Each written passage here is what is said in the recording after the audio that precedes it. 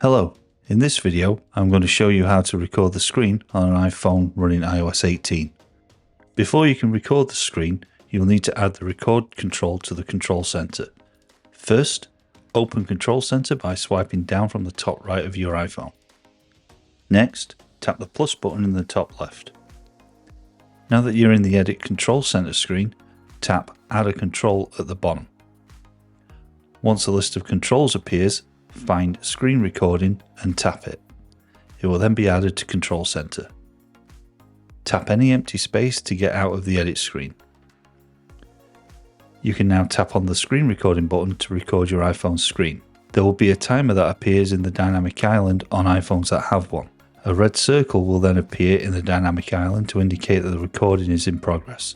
iPhones that don't have a dynamic island will show the counter in the record button. You can then go and do what you need to do on the screen that needs recording. To stop the screen recording, go back into the control center and tap the screen recording button.